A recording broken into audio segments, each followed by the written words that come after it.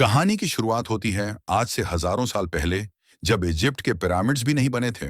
उस समय खांडक नाम का एक देश था, जहां के लोग एक राजा के हुक्म पर चलते थे।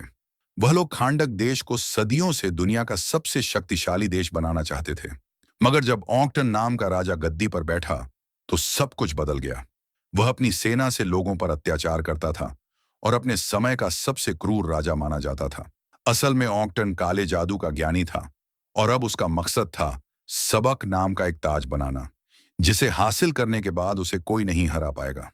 मगर इस ताज को बनाने के लिए उसे एडर्नियम नाम के एक पत्थर की जरूरत थी। यह जादुई शक्तियों वाला एक अनोखा पत्थर था, जो सिर्फ खांडक देश में पाया जाता था। अब उसने अपनी ही प्रजा के लोगों को जबरदस्ती एडर्नियम की खुदाई के काम पर लगा दिया। जब भी किसी गुलाम को पत्थर का कोई हिस्सा मिलता, तो वह तुरंत दौड़कर उसे वॉचमैन के हवाले कर देता और बदले में अपना इनाम पा लेता। मगर कभी कभी रास्ते में ही बाकी गुलाम पत्थर छीनने के लिए उस गुलाम पर टूट पड़ते। अब जाओ नाम के गुलाम को देखते हैं, जिसका पत्थर सभी छीनने की कोशिश कर रहे थे। तभी हारू नाम का लड़का उसे बचाने आया और उसे सही सलामत एक फौजी के पास लेकर गया। मगर जब जाओ ने इसके बदले में इनाम मांगा, तो अचानक उस फौजी ने जाओ के पेट में चाकू घोंपकर उसे पहाड़ी से नीचे फेंक दिया। इतना खतरनाक मंजर देखकर हारू की रूह कांप गई और उसके पिता उसे वहां से खींचकर दूर ले गए। हारू हमेशा से अपने लोगों को इस गुलामी की जिंदगी से आजादी दिलाना चाहता था, पर उसके पिता टेथिस की तरह बगावत करने वाले सभी लोग कब्रिस्तान में दफन पड़े थे। खैर, हारू ने फिर भी पूरे देश को इकट्ठा करके क्रूर राजा को हराने का फैसला कर लिया था। अचानक उसने दौड़कर उस फौजी के हाथ से एडरनियम पत्थर चुरा लिया और अपने हाथों से आजादी का निशान बनाकर प्रजा के दिल में आजादी की चिंगारी जला दी। राजा ऑक्टन यह अच्छे से जानता था कि यह छोटी सी चिंगारी जल्द ही जबरदस्त आग का रूप ले सकती है। इसलिए उसने हारू को पूरी प्रजा के सामने फांसी देने का हुक्म दिया। वह अपने आखिरी समय में भी आजादी का नारा लगाता रहा। जैसे ही उसका सिर शरीर से अलग होने वाला था, अचानक एक चमत्कार हुआ। असल में धरती के जादुई रक्षकों ने उसे शांति लाने के लिए चुना था। इसलिए उन्होंने हारू को प्राचीन देवताओं की शक्तियां दी, जिससे वह बहुत ताकतवर बन गया। लेकिन तब तक ऑक्टन ने सबक ताज बना लिया था। हारू ने अपनी नई शक्तियों के साथ ऑक्टन के महल में जाकर उसे चुनौती दी। इस पर ऑक्टन ने अपने ताज की खतरनाक शक्तियों का इस्तेमाल किया। दोनों के बीच भीषण लड़ाई हुई, जिसमें पूरा महल ढह गया। अंत में हारू की जीत हुई, लेकिन ऑक्टन ने सबक ताज को छुपा दिया ताकि यह कभी किसी के हाथ न लगे। उस दिन के बाद से कोई भी हारू को फिर से नहीं देख सका। लेकिन एक पुरानी कहानी के मुताबिक जब खांडक के लोग फिर से संघर्ष करेंगे, तब वह लौटेगा और उन्हें आजादी दिलवाएगा। अब सीन बदलता है और हम आज के खांडक देश में आते हैं, जो आतंकवादियों के कब्जे में है। इंटर गैंग नामक आतंकवादी संगठन ने खांडक पर पूरी तरह से कब्जा कर लिया था। लोग शहर से बाहर जाने के लिए सरहद पर तैनात गार्ड्स को कागज दिखाते थे। एक दिन एक वैन की तलाशी हो रही थी और इस दौरान 14 साल का लड़का एमन अपने स्केटबोर्ड पर चुपके से सरहद पार करने की कोशिश करता है। लेकिन एक गार्ड ने उसे पकड़ लिया। गार्ड ने उसे तलाशी के लिए लाइन में खड़ा होने को कहा, लेकिन एमन ने उसे बुरा भला कह दिया। फिर गार्ड ने करीम नाम के आदमी को वैन लेकर निकलने को कहा।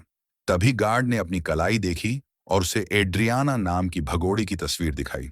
हम देखते हैं कि एड्रियाना वैन में छिपी हुई थी और एमन गाड़ी की खिड़की के साथ दौड़ रहा था। असल में एमन एड्रियाना का बेटा था और वह अपनी मां के साथ सबक ताज ढूंढने का मिशन पूरा करने की कोशिश कर रहा था। लेकिन उसकी मां ने उसे समझाकर वापस घर भेज दिया। इसके बाद वे सभी नक्शे के अनुसार एक पहाड़ तक पहुंचे, जहां कहा जाता था कि सबक ताज छुपा हुआ था। तभी एड्रियाना ने अपनी दादी द्वारा दिया गया एक पेंडेंट देखा, जो एडरनियम पत्थर से बना था। समीर ने कहा कि अगर वे इस पेंडेंट को चोर बाजार में बेचें, तो बहुत अच्छा पैसा मिल सकता है। लेकिन यह उनके परिवार का एक पुराना और अहम पेंडेंट था, जो सदियों से उनके परिवार में था। इसलिए एड्रियाना को इसकी बहुत अहमियत थी। फिर करीम, जो एड्रियाना का भाई था, कहने लगा कि यह पेंडेंट उसे विरासत में मिला था और वह यह नहीं छोड़ सकता। खैर, पहाड़ पर पहुंचने के बाद तीनों ने ताज की खोज शुरू कर दी और करीम गाड़ी में रहकर पहाड़ की रखवाली करने लगा। जैसे ही वे पहाड़ में घुसे, अचानक इस्माइल गायब हो गया और समीर उसे ढूंढने निकल पड़ा। वहीं बाहर करीम अपनी गाड़ी में बैठकर गाने सुन रहा था कि अचानक उसने समीर को पहाड़ से नीचे गिरते हुए देखा। करीम तुरंत उसकी मदद के लिए दौड़ा, लेकिन अचानक कई फौजियों ने उसे चारों ओर से घेर लिया। इसी दौरान पहाड़ के अंदर इस्माइल अचानक एड्रियाना के सामने आ गया, जिससे वह डर गई। एड्रियाना ने पूछा कि समीर कहाँ है, तो इस्माइल ने जवाब दिया कि वह थोड़ी ठंडी हवा खाने गया था। खैर, जल्द ही दोनों एडम की मजार तक पहुंचे और वहीं के पास सबक ताज था। एड्रियाना ने दो बड़ी चट्टानों के बीच कूदकर ताज को हासिल कर लिया, लेकिन उसी समय करीम को पकड़ने वाले फौजी अंदर आ गए और उन्होंने इस्माइल को गिरफ्तार कर लिया। इस्माइल ने चिल्लाकर एड्रियाना से भाग जाने को कहा, लेकिन फौजियों के लीडर ने करीम पर बंदूक तान दी। अब अपने भाई की जान बचाने के लिए एड्रियाना ने खुद को फौजियों के हवाले करने का फैसला किया। उसने एडम की मजार पर सिर झुकाकर एक खास मंत्र बोला, जिसके बाद अचानक वहां तेज रोशनी का उजाला हुआ और एक रहस्यमयी आदमी उनके सामने प्रकट हुआ। उसने एक फौजी को अपनी शक्ति से उठाकर उसे बिजली के झटके देकर मार डाला। उस समय बाकी फौजियों ने उस पर गोलियों से हमला किया और एड्रियाना ने इस मौके का फायदा उठाकर करीम के साथ भाग निकली। उधर फौजी अपनी बंदूकों से उस रहस्यमयी योद्धा को कुछ नहीं कर पाए। फिर उस योद्धा ने अपनी हाइपर स्पीड शक्ति से इन फौजियों को जल्दी से हटा दिया। इसी दौरान जब एड्रियाना ताज लेकर जा रही थी, एक बड़ा पत्थर उसके ऊपर गिरने वाला था, लेकिन वक्त पर उस रहस्यमयी योद्धा ने उसकी जान बचा ली। इस योद्धा का नाम था ब्लैक एडम, जो हजारों साल से इस पहाड़ में कैद था। अब इतने सालों बाद जब ब्लैक एडम पहाड़ से बाहर निकला, तो उसका सामना नए दुश्मनों से हुआ। कुछ हेलीकॉप्टर उस पर हमला करने आए थे, लेकिन ब्लैक एडम ने कभी सोचा भी नहीं था कि इंसान अब इतनी तरक्की कर चुके होंगे। वहीं दूसरी तरफ एड्रियाना और करीम अपनी वैन में वापस पहुंचे और जल्दी से वहां से निकल गए। रास्ते में एड्रियाना ने करीम को बताया कि उसने ताज हासिल कर लिया है और उनका मिशन अब पूरा हो गया है। उधर ब्लैक एडम और दुश्मनों के बीच भीषण लड़ाई शुरू हो चुकी थी। ब्लैक एडम ने दो हेलीकॉप्टरों को हवा में आपस में टकरा दिया, जिससे वहां जबरदस्त आग लग गई। कुछ ही देर में फौजियों से भरी सैकड़ों गाड़ियां वहां आ गईं, लेकिन ब्लैक एडम ने एक ही जगह खड़े रहकर अपनी ताकत से सभी को खत्म कर दिया। आखिरकार जब सब तबाह हो गया, तब ब्लैक एडम एड्रियाना की वैन के सामने आ गया, लेकिन तभी एक आखिरी फौजी ने उस पर बम फेंका। इतना बड़ा धमाका भी ब्लैक एडम को कोई नुकसान नहीं पहुंचा सका। फिर ब्लैक एडम ने उस आखिरी फौजी को भी मार दिया, लेकिन अब वह थोड़ा घायल हो चुका था और वहां से चल दिया। करीम ने राहत की सांस ली और बोला, चलो अब गया पहलवान। मगर तभी अचानक ब्लैक एडम जख्मों के चलते फिर से जमीन पर गिर गया। उधर इस्माइल अभी भी पहाड़ के अंदर था। तभी उसे एक फोन आया, जो उसके आतंकवादी ग्रुप के एक सदस्य का था। असल में इस्माइल एक गुप्त एजेंट था जो एड्रियाना के जरिए ताज को चुराना चाहता था, लेकिन इस बार उसका प्लान फेल हो गया था। अब उसे ताज को एड्रियाना से छीनना था। इसी बीच जैसे ही हॉकमैन नाम के सुपर हीरो को यह खबर मिली कि ब्लैक एडम फिर से जिंदा हो गया है, उसने अपनी टीम को तुरंत एक्टिव कर दिया। इस टीम में शामिल थे एक लड़की साइक्लोन, जो हवा को कंट्रोल कर सकती थी, एक लड़का एटम स्मैशर, जो अपने शरीर का साइज बदल सकता था, और सबसे ताकतवर डॉक्टर फेट, जो जादू में माहिर था। अब ये सभी हॉकमैन के बुलावे पर अमेरिका में उसके घर पहुंचे। उन्हें बताया गया कि उन्हें एक इंटरनेशनल मिशन पर जाना है। हॉकमैन चाहता था कि ये सभी खांडक जाकर ब्लैक एडम को पकड़कर वापस लाएं। इनकी टीम का नाम था जस्टिस सोसाइटी, और वे सब एक खास सुपरशिप में बैठकर रवाना हो गए। हॉकमैन ने बताया कि ये शिप एक ऐसे मेटल से बनी है जिसे कोई नष्ट नहीं कर सकता। कुछ घंटे बाद ब्लैक एडम की आंख खुलती है और वह खुद को एमन के कमरे में पाता है। ब्लैक एडम जब बिस्तर से उठा तो उसने अपनी ताकत से अपनी सारी चोटें ठीक कर लीं। अब उसे पता चला कि उसे पहाड़ में बंद हुए 5000 साल बीत चुके हैं। वहीं लिविंग रूम में एड्रियाना उस कीमती ताज की जांच कर रही थी। तभी उसकी नजर ताज के अंदर लिखे शब्दों पर पड़ी। उसमें लिखा था, जिंदगी ही मौत की राह है। उधर एमन ने अपने कमरे में ब्लैक एडम से कहा कि उसके जाने के बाद खांडक शहर पर विदेशी ताकतों ने कब्जा कर लिया था। यहाँ के लोगों को गुलाम बना दिया गया, लेकिन खांडक के लोगों को पूरा विश्वास था कि एक दिन उनका रक्षक जरूर लौटेगा। इसलिए उन्होंने उसकी एक मूर्ति भी बनाई थी। मगर यह सब सुनकर ब्लैक एडम ने कहा, मैं कोई हीरो नहीं हूं, और गुस्से में दीवार तोड़ते हुए वहां से चला गया। अब ब्लैक एडम बाहर की दुनिया को देखने निकल पड़ा। उसके पीछे से एमन भी एक गुप्त रास्ते से उसका पीछा करने लगा, ताकि उसकी मां को पता न चले। वहीं दूसरी तरफ जस्टिस सोसाइटी की उड़ने वाली शिप खांडक पहुंचने ही वाली थी। शिप में डॉक्टर फेट ने सभी को प्लान बताया। अगर ब्लैक एडम से सजाम कहलवाया जाए तो उसकी सारी ताकतें चली जाएंगी और उसे पकड़ना आसान हो जाएगा। इधर एमन ने भागते हुए एक फौजी का वॉकी टॉकी चुरा लिया और उसमें से एक मैसेज सबको भेजा, खांडक का चैंपियन वापस लौट आया है। फौजियों ने उसका पीछा किया, लेकिन एमन अपने स्केटबोर्ड से तेजी से भाग निकला। उसने दोनों हाथों से एक तिकोना निशान बनाकर ब्लैक एडम को संकेत देने की कोशिश की, लेकिन थोड़ी ही देर में फौजियों ने उसे पकड़ लिया।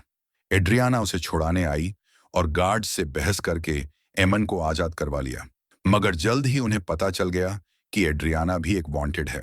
तभी अचानक ब्लैक एडम वहां आ गया और सबको बचा लिया। एक गार्ड ने उसके सिर पर लोहे की छड़ मारी तो ब्लैक एडम ने उसे उठाकर बहुत दूर फेंक दिया। फिर बाकी फौजियों ने उस पर गोलियां चला दी, मगर उसने सबको एक एक करके खत्म कर दिया। जैसे ही वह दो दुश्मनों को लेकर उड़ रहा था, जस्टिस सोसाइटी की शिप सामने आ गई। ब्लैक एडम ने फौजियों को ऊपर से नीचे फेंका। तभी हॉकमैन शिप से कूद गया, अपने सूट को चालू किया और हवा में ही दोनों को पकड़कर सुरक्षित जमीन पर उतार दिया। मगर उसकी ये बहादुरी बेकार गई, क्योंकि ब्लैक एडम ने बिजली गिराकर उन फौजियों को वहीं खत्म कर दिया। कुछ ही पलों में डॉक्टर फेट वहां आ गया और उसने ब्लैक एडम से कहा कि अब उसे शांति से उनके साथ चलना होगा। लेकिन ब्लैक एडम ने साफ कहा, जब मैं मरा था तब एक गुलाम था, अब जब वापस आया हूं तो किसी भगवान से कम नहीं। मैं अब किसी के सामने सिर नहीं झुकाऊंगा। यह सुनकर डॉक्टर फेट ने उस पर हमला कर दिया। उसने अपने दिमागी जादू से चारों ओर एक ऐसा दृश्य बना दिया जैसे ब्लैक एडम का पुराना शहर दोबारा जिंदा हो गया हो। यह सब देखकर ब्लैक एडम कुछ देर के लिए चौंक गया। तभी हॉकमैन ने मौका देखकर अचानक उस पर जोरदार वार किया। ब्लैक एडम को गुस्सा आ गया और उसने हॉकमैन को बिजली के झटके देकर ऊपर आसमान तक उड़ा दिया और हवा में ही उसे मारने लगा। लेकिन डॉक्टर फेट बीच में आया और ब्लैक एडम को जोर से जमीन पर गिरा दिया। अब बारी थी साइक्लोन और एडम स्मैश की। साइक्लोन ने अपनी ताकत से एक बहुत बड़ा हवा का बवंडर बनाया और उसमें लोहे की छड़ें उड़ाकर ब्लैक एडम को फंसाने की कोशिश की, लेकिन ब्लैक एडम उस जाल से भी बाहर निकल आया। तभी डॉक्टर फेट ने दोबारा उसे रोकने की कोशिश की। फिर साइक्लोन और हॉकमैन ने मिलकर उस पर आखिरी बार हमला किया। ब्लैक एडम अब पूरी तरह गुस्से में था। उसने अपनी सारी ताकत एक साथ निकाल दी और सबको धूल चटा दी। उसे लगा कि अब सब खत्म हो गया, मगर तभी एडम स्मैश ने अपनी भारी भरकम ताकत से एक जबरदस्त मुक्का मारा, जिससे ब्लैक एडम जमीन पर गिर पड़ा। लेकिन ब्लैक एडम फिर से खड़ा हुआ और एक ही घूंसे में एडम स्मैश को बेहोश कर दिया। इसके बाद खांडक के लोगों ने खुश होकर ब्लैक एडम के समर्थन में नारे लगाए। ब्लैक एडम वहां से चला गया। डॉक्टर फेट ने अपनी टीम से कहा, अब कोई भी ब्लैक एडम का पीछा नहीं करेगा, क्योंकि हम में से कोई भी उसे नहीं हरा सकता।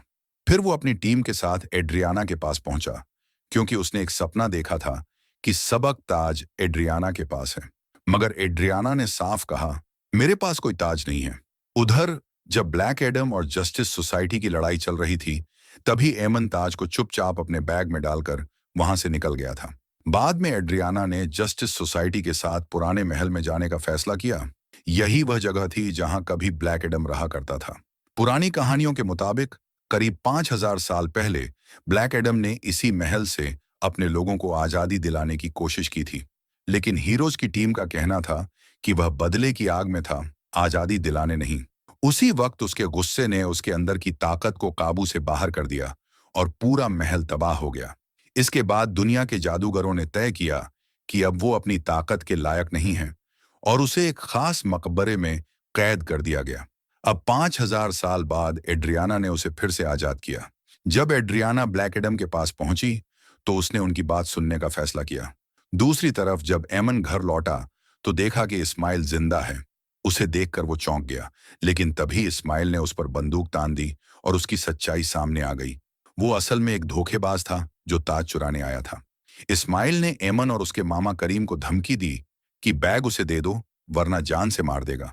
लेकिन करीम को पता था कि ऐसा ताकतवर ताज इस्माइल के हाथ नहीं लगना चाहिए, इसलिए उसने उस पर हमला कर दिया और एमन से कहा कि वह ताज लेकर भाग जाए। इस लड़ाई में करीम को गोली लग गई, लेकिन एमन भागने में कामयाब हो गया। वो अपने कमरे के छुपे रास्ते से निकल गया। इधर ब्लैक एडम और जस्टिस सोसाइटी की बातचीत चल रही थी। तभी एड्रियाना को एमन का फोन आया। उसने बताया कि इंटरगैंग उसके पीछे लगी है और वह फिलहाल एक बिल्डिंग में छिपा है। एड्रियाना ने ब्लैक एडम से मदद की गुहार की। ब्लैक एडम बिना समय गंवाए वहां पहुंचा और देखा कि दुश्मनों ने एमन को पकड़ रखा है। ब्लैक एडम ने उन्हें छोड़ने को कहा, लेकिन एक दुश्मन ने एमन को ऊपर से फेंक दिया। शुक्र था कि ब्लैक एडम ने वक्त रहते उसे पकड़ लिया। अब वह बाकी दुश्मनों को खत्म करने ही वाला था कि इस्माइल ने अचानक एमन को फिर से पकड़ लिया और उसके सिर पर बंदूक रख दी। इस्माइल ने बैग लेकर पूछा कि ताज कहाँ है, लेकिन एमन कुछ नहीं बोला। तब इस्माइल ने उसे बंधक बना लिया। जब ब्लैक एडम को यह खबर मिली तो वह गुस्से से आग बबूला हो गया। इस्माइल ने एमन को एक उड़ने वाली बाइक के पीछे के डिब्बे में छिपा लिया था। वहीं से एमन ने अपनी मां को फोन करके बताया कि वह कैद में है। यह सुनकर जस्टिस सोसाइटी भी उसकी मदद के लिए निकल पड़ी। ब्लैक एडम एक एक करके हर उड़ती मोटरसाइकिल की तलाशी ले रहा था और रास्ते में जो भी दुश्मन मिलते उन्हें खत्म करता जा रहा था। तभी हॉकमैन ने उसे रोका और कहा कि इस तरह लोगों की जान लेना ठीक नहीं। लेकिन ब्लैक एडम किसी के कहे पर चलने वाला नहीं था। आखिरकार उसने आखिरी बाइक की भी तलाशी ली और कहा कि एमन उसमें भी नहीं है। असल में यह सब एक चाल थी। इस्माइल ने अपने आदमियों को मोटरसाइकिलों पर इसलिए भेजा था ताकि ब्लैक एडम का ध्यान बंट जाए। वह खुद एमन को एक ट्रक में लेकर भाग चुका था। उधर डॉक्टर फेट एड्रियाना के घर पहुंचा क्योंकि उसे यकीन था कि ताज वहीं कहीं छिपा है। वहां पहुंचकर उसने देखा कि करीम जमीन पर पड़ा था और गोली लगने से बुरी तरह घायल था। उसकी हालत बहुत नाजुक लग रही थी, जैसे कि अब उसका आखिरी वक्त आ गया हो। लेकिन डॉक्टर फेट, जो भविष्य देख सकता था, उसने करीम को दिलासा दिया और कहा, तुम्हारी मौत आज नहीं होगी, जब होगी तो बिजली के झटके से होगी। यह सुनकर करीम ने राहत की सांस ली। करीम का इलाज जस्टिस सोसाइटी के शिप पर शुरू हो गया। इधर एड्रियाना ने डॉक्टर फेट को अपने घर में देखा तो हैरान रह गई। फेट ने उसे भरोसा दिलाया कि वे एमन को जरूर ढूंढ निकालेंगे। कुछ ही देर में ब्लैक एडम और हॉकमैन भी वहां पहुंच गए। वे इंटर गैंग के 2 बदमाशों को पकड़ कर लाए थे ताकि डॉक्टर फेट उनकी याददाश्त पढ़ सके। लेकिन इससे पहले कि फेट कुछ करता, ब्लैक एडम उन्हें आसमान में ले गया और उन्हें नीचे फेंकने की धमकी देकर सवाल पूछने लगा। जब उसे जवाब मिल गए तो उसने फिर भी उन्हें नीचे फेंक दिया। सौभाग्य से हॉकमैन ने उड़कर दोनों की जान बचा ली। हालांकि ब्लैक एडम अब भी उन्हें मारना चाहता था, इसलिए वह फिर से हमला करने चला। तब हॉकमैन ने उसे रोकने के लिए उस पर वार किया। दोनों की जबरदस्त लड़ाई हुई और उसमें एड्रियाना का पूरा घर बर्बाद हो गया। इसी लड़ाई के दौरान ताज ब्लैक एडम के हाथ में आ गया और तब जाकर सभी को समझ आया कि अब उन्हें एकजुट होकर काम करना होगा ताकि ताज की ताकत से एमन को बचाया जा सके। सब एक साथ मिशन पर निकल पड़े। लेकिन तभी डॉक्टर फेट को भविष्य की एक झलक दिखाई दी, जिसमें उसे दिखा कि आने वाली लड़ाई में हॉकमैन की मौत हो जाएगी। इस बात को लेकर फेट काफी गंभीर हो गया और उसने कहा, शायद अब हमें एक दूसरे को अलविदा कहने का वक्त आ गया है। थोड़ी ही देर बाद सब लोग अल हदीदिया पहाड़ों तक पहुंच गए। वहां उन्होंने ऐसा प्लान बनाया जिससे सबकी जान बचाई जा सके और एमन को सही सलामत वापस लाया जा सके। फिर जैसे ही सही वक्त आया, ब्लैक एडम ने दुश्मनों पर जोरदार हमला बोल दिया। इस लड़ाई में सैकड़ों सैनिक मारे गए। थोड़ी ही देर में उसका सामना इस्माइल से हुआ, लेकिन ब्लैक एडम उस पर हमला नहीं कर सका क्योंकि इस्माइल एक खास जादुई कवच से सुरक्षित था जिसे कोई भी पार नहीं कर सकता था। थोड़ी ही देर में जस्टिस सोसाइटी की टीम भी वहां पहुंच गई। जब एड्रियाना ने देखा कि उसके बेटे एमन के सिर पर बंदूक तानी गई है, तो उसने अपने बेटे की जान बचाने के लिए मजबूरी में ताज इस्माइल को दे दिया। अब इस्माइल ने खुद को राजा ऑक्टन का आखिरी वारिस बताया और कहा कि अब वह खांडक का अगला राजा बनेगा। उसने ताज पर लिखा हुआ जादुई मंत्र पढ़ा, जिससे उसका सुरक्षा कवच बंद हो गया और उसने एमन को गोली मार दी। लेकिन ब्लैक एडम ने अपनी सुपर स्पीड और ताकत का इस्तेमाल करके एमन को समय रहते बचा लिया। इस घटना से ब्लैक एडम इतना गुस्से में आ गया कि उसकी शक्तियां फिर से काबू के बाहर हो गईं और पूरे पहाड़ को नष्ट कर दिया। सौभाग्य से जस्टिस सोसाइटी की टीम ने अपनी सुरक्षा ढाल से एड्रियाना और एमन को बचा लिया, लेकिन अब एमन को जल्द से जल्द इलाज की जरूरत थी। उधर एडम स्मैशर को इस्माइल का जल चुका शरीर और ताज मिला, जिसे वह शिप में ले आया। वहीं हॉकमैन ब्लैक एडम को ढूंढते हुए महल तक पहुंचा, जहां उसने देखा कि ब्लैक एडम अपने बेटे हारू की मूर्ति के सामने खड़ा है। ब्लैक एडम अतीत को याद कर रहा था। दरअसल जादू के रक्षकों ने हारू को अपनी शक्तियां दी थीं ताकि वह खांडक के लोगों को आजादी दिला सके। लेकिन जब हारू लगातार युद्ध जीतने लगा तो राजा डॉन ने उसके माता पिता को पकड़ लिया। हारू ने अपने पिता को बचाने के लिए अपनी सारी शक्तियां उन्हें दे दी। वह नहीं जानता था कि इसके बाद उसकी मौत हो जाएगी। जैसे ही उसने शक्तियां दी, एक तीर चलाया गया जो सीधा उसके दिल में लगा और वह वहीं मारा गया। अपने बेटे की मौत ने ब्लैक एडम को पूरी तरह तोड़ दिया था। उसे एहसास था कि उसका बेटा कभी नहीं चाहता था कि वह अपनी ताकत का गलत इस्तेमाल करे। इसलिए ब्लैक एडम ने तय किया कि वह अब अपनी सारी शक्तियां छोड़ देगा। उसने हॉकमैन को जिम्मेदारी दी कि वह खुद से वादा करे कि अब ब्लैक एडम कभी सजाम नहीं बोलेगा, क्योंकि बिना इस शब्द के वह अपनी शक्तियां दोबारा नहीं पा सकेगा। हॉकमैन ने उसे एक पानी के नीचे बने सीक्रेट लैब में ले जाकर एक वैज्ञानिक एमिलिया हारकोर्ट और उसकी टीम को सौंप दिया। उन्होंने वादा किया कि अब ब्लैक एडम कभी कुछ बोल नहीं पाएगा, यानी वह हमेशा के लिए निष्क्रिय रहेगा। असल में उस लैब में कई और खतरनाक कैदी भी रखे गए थे, लेकिन उसी वक्त शिप में रखी इस्माइल की लाश में कुछ अजीब हलचल शुरू हो गई। उधर डॉक्टर फेट को बार बार एक रहस्यमय झलक दिख रही थी। उसे समझ नहीं आ रहा था कि जब मिशन पूरा हो चुका है, तब भी ये अजीब दृश्य क्यों सामने आ रहे हैं। डॉक्टर फेट को चिंता थी कि अगर हॉकमैन मारा गया तो पूरी जस्टिस सोसाइटी टूट सकती है। दूसरी ओर जब इस्माइल को हराया गया तो एड्रियाना को भरोसा नहीं हो रहा था कि सब इतनी जल्दी कैसे खत्म हो गया। तभी उसे ताज पर लिखा एक मंत्र याद आया, जिसका अर्थ था, जिंदगी मौत से शुरू होती है। लेकिन मरने से ठीक पहले इस्माइल ने उल्टा मंत्र बोला था, मौत जिंदगी की शुरुआत है। इस बात से एड्रियाना को शक हुआ। उसने ताज को उल्टा करके देखा और समझ गई कि उल्टा मंत्र पढ़ने से ताज की जादुई शक्ति सच में काम कर सकती है। अब सारी बात साफ हो गई। इस्माइल चाहता था कि ब्लैक एडम उसे मार दे ताकि वह फिर से जिंदा हो सके और खांडक का राजा बन जाए। और ठीक यही हुआ। जैसे ही मंत्र का असर हुआ, ताज गायब हो गया और गहरे समुद्र से सबाक फिर से जिंदा हो उठा। उसी वक्त हॉकमैन ने उस पर मिसाइल से हमला किया, लेकिन सबाक ने पूरी शिप को ही तबाह कर दिया। अब जस्टिस सोसाइटी ने मिलकर तय किया कि सबाक को राजा बनने से हर कीमत पर रोकना होगा, क्योंकि अगर वह गद्दी पर बैठ गया तो उसे हराना नामुमकिन हो जाएगा। टीम ने मिलकर सबाक को चोट पहुंचाई, लेकिन फिर वह पलटा और हॉकमैन पर वार किया, जिससे वो जमीन पर गिर पड़ा। डॉक्टर फेट को तब समझ आ गया कि अब उसकी भविष्यवाणी पूरी होने वाली है। उसने अपने दोस्तों को बचाने के लिए महल के चारों तरफ एक सुरक्षा कवच खड़ा कर दिया और टीम को अंदर जाने से मना कर दिया। अब वो अकेला ही सबाक को रोकने चल पड़ा, क्योंकि वह अपने सबसे अच्छे दोस्त हॉकमैन की जान की कीमत पर यह लड़ाई नहीं हारना चाहता था। इस बार फेट को खुद भी नहीं पता था कि आगे क्या होने वाला है। उधर हॉकमैन कवच को तोड़ने की कोशिश करता रहा, लेकिन सफल नहीं हो पाया। इधर डॉक्टर फेट ने ब्लैक एडम तक संदेश भेजा कि अब सिर्फ वही सबाक को हरा सकता है। उसने अपनी शक्ति से ब्लैक एडम को बंधनों से मुक्त किया। वहां मौजूद गार्ड्स ने उसे रोकने की कोशिश की, लेकिन ब्लैक एडम, जिसकी ताकतें अब भी उससे दूर थीं, फिर भी सभी को पछाड़कर समुद्र में कूद गया। उधर सबाक ने डॉक्टर फेट पर आखिरी घातक हमला किया, जिससे सुरक्षा कवच टूट गया। हॉकमैन दौड़कर डॉक्टर फेट को बचाने गया, लेकिन जब तक वो पहुंचा, फेट अपनी जान गंवा चुका था। अब सबाक ने ताज पहन लिया और एक भयंकर आग की लपट के बीच खांडक का नया राजा बन बैठा। जैसे ही सबाक ने ताज पहना, पाताल की शैतानी सेना बाहर निकल आई और आम लोगों पर हमला करने लगी। एड्रियाना उनका सामना करने को तैयार थी, लेकिन तभी उसका भाई करीम भी वैन लेकर वहां पहुंच गया। करीम को इन जॉम्बियों से कोई डर नहीं था, क्योंकि डॉक्टर फेट ने पहले ही कहा था कि वह बिजली के झटके से मरेगा, और जॉम्बी तो बिजली नहीं मारते। उधर एड्रियाना के कहने पर एमन ने भी हिम्मत दिखाई और आम लोगों से लड़ाई में मदद मांगी। वहीं दूसरी ओर ब्लैक एडम गहराई से बाहर निकला और जैसे ही उसने सजाम कहा, उसकी सारी शक्तियां वापस आ गईं। सबाक ने तब हारू की मूर्ति गिरा दी, जो सीधी एमन पर गिरने वाली थी, लेकिन ठीक समय पर ब्लैक एडम आया और उसने एमन की जान बचा ली।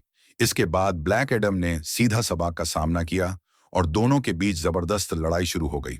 शुरुआत में सबाक भारी पड़ रहा था, लेकिन तभी हॉकमैन भी मैदान में कूद पड़ा। उसने सबाक पर हमला किया, लेकिन जैसा कि डॉक्टर फेट ने देखा था, वह घायल हो गया। मगर असल में यह हॉकमैन का असली शरीर नहीं था। उसने डॉक्टर फेट के हेलमेट की मदद से अपनी कई नकली कॉपियां बना ली थीं, जो सबाक को चारों तरफ से घेर कर हमला कर रही थीं।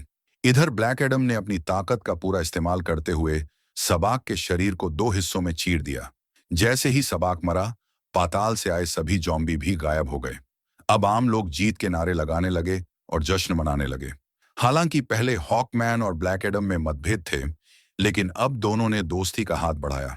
डॉक्टर फेट का हेलमेट, जिसने भविष्य बदलने में मदद की, अब अपना काम पूरा करके अपने आप गायब हो गया। जस्टिस सोसाइटी ने अब ब्लैक एडम को पकड़ने का इरादा छोड़ दिया, क्योंकि उसने दुनिया को बचाया था। टीम अमेरिका लौट गई और ब्लैक एडम वापस खांडक गया। वहां के लोगों ने उसे राजा बनने को कहा, लेकिन ब्लैक एडम ने सिंहासन तोड़ दिया और कहा, मैं राजा नहीं, रक्षक बनकर रहूंगा। अब ये देश हमेशा के लिए आजाद रहेगा। और इसी के साथ ये मूवी खत्म हो जाती है।